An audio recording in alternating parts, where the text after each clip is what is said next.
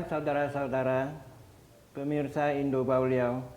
Pada siang hari ini Indo Pauliau mendapat kehormatan untuk mewawancarai Perhimpunan Inti Indonesia Tionghoa yang diwakili oleh Bapak Chandra Yap selaku Sekjen Inti.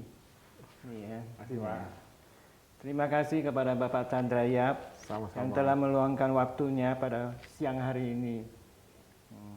Topik wawancara hari ini yakni maksud dan tujuan pembukaan kantor Perhimpunan Inti perwakilan di Guangzhou dan Beijing.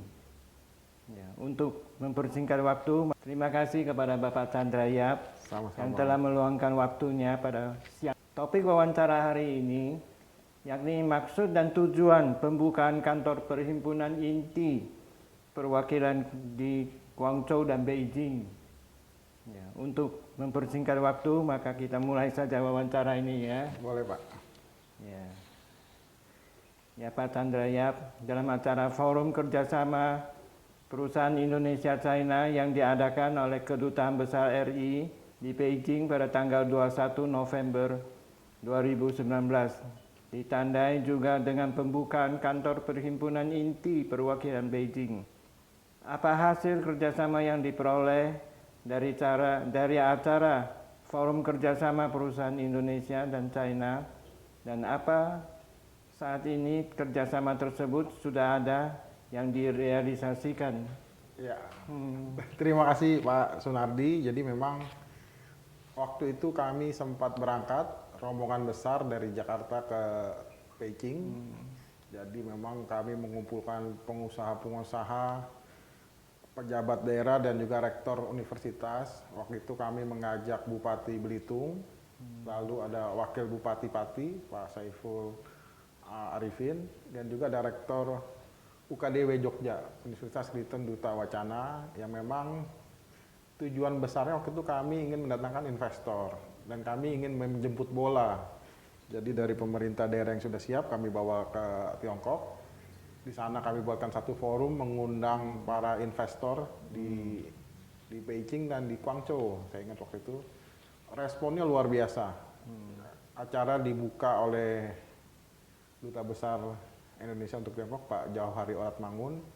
Di situ kami memberikan kesempatan kepada tadi Pak Bupati Belitung dan Pak Wakil Bupati Pati untuk menjelaskan peluang investasi di daerahnya masing-masing, dan memang Belitung yang luar biasa, mendapat respon yang banyak sekali dari para pengusaha di sana. Dan waktu itu memang Pak Bupatinya, Pak Sahani Saleh itu membawa satu presentasi yang luar biasa. Dia buat satu video disertai dengan penjelasan dalam bahasa Inggris dan bahasa Mandarin. Dan memang di forum itu pun kami membuat dengan dua bahasa. Ada bahasa Indonesia diterjemahkan ke Mandarin, dan juga ada bahasa Inggrisnya. Acaranya sangat besar, sangat mendapat respon lah, dapat respon yang cukup baik, dan hasil dari itu memang kami lanjutkan ke Guangzhou tanggal 23 November. Sama animo masyarakat sana luar biasa, dan beberapa ada yang menghubungi langsung kepada Bupati maupun Wakil Bupati ingin tahu lebih lanjut. Nah, kalau ditanya hasil kerjasamanya, ya setelah itu kami pulang pada tanggal 11 Desember ada kunjungan langsung dari pengusaha Tiongkok, kurang lebih ada sekitar 30 orang gitu. Kami bawa langsung dari Jakarta ke Belitung, menginap di sana selama 3 malam, dan diterima oleh Pak Bupati, jelaskan bagaimana peluang Belitung membuka satu daerah industri yang sudah disiapkan puluhan hektar waktu itu, dan di depannya sudah ada pelabuhan yang siap untuk opsi untuk kapal-kapal besar datang. Banyak potensi tentang pasir kuarsa, tentang bauksit, tentang kaolin, sudah intens sekali. Ya tapi memang itu ya. Kami pun sempat MOU dengan pemerintah Kabupaten Belitung untuk bagaimana mengantisipasi ini ke depan, tentang kerjasama, tentang investasinya. Ya cuman setelah itu terkendala dengan COVID. Jadi setelah itu kita tahu di Tiongkok pun lockdown pandemi dari Wuhan. Kalau nggak salah di bulan Januari ya, bukan dari Desember. Dan kita pun akhirnya kena dampaknya di bulan Maret, kalau nggak salah tanggal 14. Indonesia pun turun. Jadi pembicaraan semua itu mengenai peluang investasi langsung terhenti. Kalau kami itu sedang giat-giatnya sedang intens sekali komunikasi. Dari Belitung sudah mengirim proposal, sudah mengirim bagaimana nanti ke depannya seperti apa. Dari Tiongkok juga sudah mulai banyak yang tanya lagi. Ya memang mungkin ya nasibnya lagi tidak berpihak ke kita. Jadi emang terhenti selama pandemi, dan kami memang waktu itu mempertimbangkan bagaimana keselamatan dulu diutamakan, bagaimana kemanusiaan ini tetap kita harus mengedepankan itu dulu lah. Tapi komunikasi kami dengan pemerintah Belitung tetap terjaga. Kami juga mengirim beberapa bantuan ke sana. Bahkan Pak Teddy Sugianto, Ketua Umum INTI, sempat mengirimkan bantuan uang juga ke Wuhan. Kita mengumpulkan dana, tapi ketika sudah terkumpul uang dan bantuan, Pak Teddy terbersit, bagaimana nanti kalau tiba-tiba di Indonesia kena lockdown. Makanya beberapa bantuan sudah siap itu nggak jadi dikirim, ditahan, dibagikan ke Indonesia. Cuman ke Wuhan kami sempat mengirimkan beberapa uang tunai, mungkin Pak Sunardi juga tahu, cukup besar waktu itu. Nah memang karena hubungan baik itu yang didasari karena awalnya kerja sama bisnis, jadi terus berlanjut. Dari Tiongkok juga banyak kiriman bantuan ke Indonesia melalui INTI, dan kami juga banyak meneruskannya juga ke pemerintah daerah. Nah cuman yang memang setelah pasca pandemi ini, sudah hampir 2 tahun ya kita ya, pada bulan Juli kami ke Singkawang, kebetulan ada pelantikan di Singkawang, dan di sana juga disambut baik oleh Ibu Wali Kota Cecumi. Kami mengadakan webinar peluang investasi di Singkawang. Nah itu jadi menyambung kerja-kerja inti untuk membantu percepatan pemulihan ekonomi nasional. Nah mungkin tidak bisa seintens kemarin yang begitu masih mudah lalu lintas orang keluar negeri gampang, tapi komitmen inti untuk membantu Indonesia mendatangkan investor tetap terus berlanjut, tetap berjalan. Kami juga dengan beberapa jaringan yang dimiliki INTI, baik dalam negeri maupun luar negeri, tetap intens memberitahukan perkembangan Indonesia yang semakin hari di bawah kepemimpinan Presiden Jokowi juga banyak menunjukkan kemajuan lah. Dan kalau kita lihat memang ketika negara lain terpuruk akibat inflasi pasca pandemi, kita lihat Indonesia masih bisa bertahan lah, masih bisa. Sekarang pandemi udah mulai surut. Nah ini apakah udah mulai lagi ada kontak-kontak dengan? Sudah banyak. Jadi memang yang kemarin berawal dari Singkawang, ini akan lanjut ke beberapa kota, dan juga kami mencoba mengusahakan supaya Pak Teddy bisa berangkat dulu ke Tiongkok, karena di situ sudah menunggu banyak kerjasama baik bisnis maupun perdagangan maupun ya hubungan yang sosial kemanusiaan. Jadi memang pandemi tidak menghalangi itu untuk berbuat berkarya untuk Indonesia, cuman memang terhadang pertemuannya itu keluar masuk luar negerinya juga susah. Jadi tapi secara komunikasi kami tetap instan melakukan, dan yang memang kita cobalah dalam mengejar ketertinggalan 2 tahun ini dengan banyak melakukan kunjungan-kunjungan nantinya.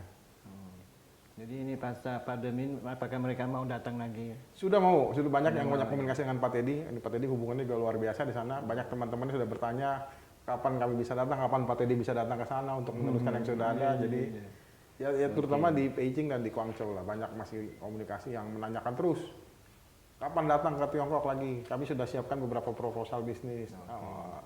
Bagus sekali ya. Ya, semoga ini bisa bermanfaat untuk Indonesia ya. Kita kan juga doakan yang terbaik buat negara kita.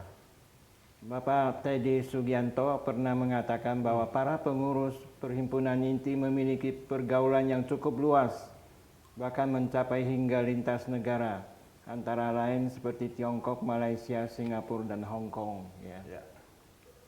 Dengan network yang dimiliki oleh perhimpunan inti tersebut, apa saja yang sudah dilakukan oleh inti untuk menjembatani pengusaha Indonesia, khususnya UMKM, usaha mikro, ya ini, dan dengan pengusaha dari 4 negara tersebut?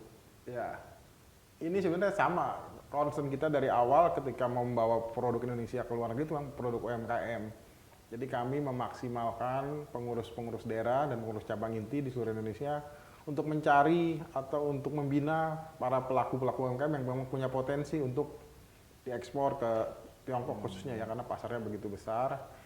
Dan memang sudah ada tim khusus waktu itu yang jalan, mendata, mengumpulkan, begitu ada yang baik dikirim ke Jakarta. Kami coba dulu lah istilahnya. Iya, sekarang pandemi udah mulai surut. Nah ini apakah udah mulai lagi ada kontak-kontak dengan?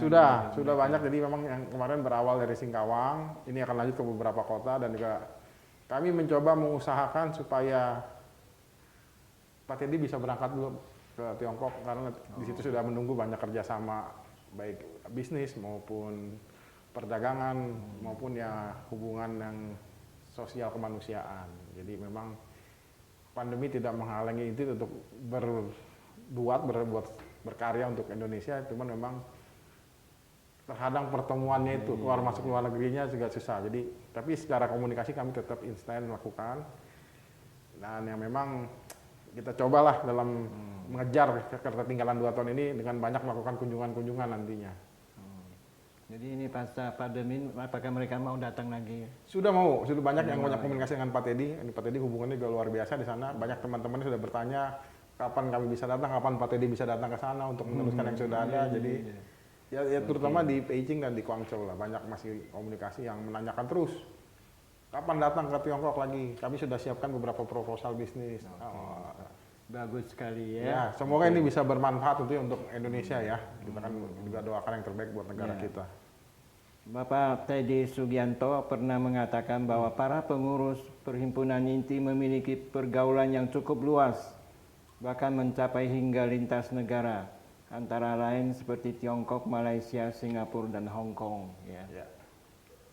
Dengan network yang dimiliki oleh Perhimpunan Inti tersebut, apa saja yang sudah dilakukan oleh Inti untuk menjembatani pengusaha Indonesia, khususnya UMKM, usaha mikro, ya ini, dan dengan pengusaha dari 4 negara tersebut. Ya, ini sebenarnya sama concern kita dari awal ketika membawa produk Indonesia ke luar negeri itu memang produk UMKM. Jadi kami memaksimalkan pengurus-pengurus daerah dan pengurus cabang inti di seluruh Indonesia untuk mencari atau untuk membina para pelaku-pelaku UMKM yang memang punya potensi untuk diekspor ke Tiongkok khususnya ya, karena pasarnya begitu besar. Dan memang sudah ada tim khusus waktu itu yang jalan seleksi nggak di misalnya apa saja yang dari UMKM? Kemarin sudah ada kopi ya, kopi terus banyak produk perkebunan sih, kopi terus yang memang ada kerupuk udang yang kita coba gitu, kerupuk dari Belitung, dari Bangka kita datangkan karena waktu itu Pak Teddy bilang memang yang paling banyak diminati itu masih kerupuk udang ya, sama kopi. Ya, kalau kopi mungkin mereka udah punya banyak varian lagi. Cuman sempat juga kami mencoba beberapa produk seperti porang ya, produk pertanian yang memang banyak ininya. Tapi memang ketika bicara kualitas, ketika bicara packaging, banyak yang masih belum standar ya. Jadi memang masih perlu banyak PR lagi, kita harus melakukan pembinaan ke bawah. Jadi memang ini pengurus inti daerah pun kami kasih beberapa pengarahan, bagaimana produk yang bisa siap kita kirim, bagaimana nanti tentang BPOM, izin kesehatan segala macam. Kan di Jakarta beda, di daerah beda, nanti di sana di Tiongkok pun pasti beda. Jadi memang kerjanya harus sedikit keras, harus sedikit lebih capek. Tapi kan kalau ini bisa berhasil kan kita bisa membantu banyak orang. Nah, ketika bicara jaringan secara internasional, memang kebetulan Pak Teddy ini kan ketua Margahwang Dunia ya. Jadi memang jadi banyak jaringannya yang memang dari Margahwang.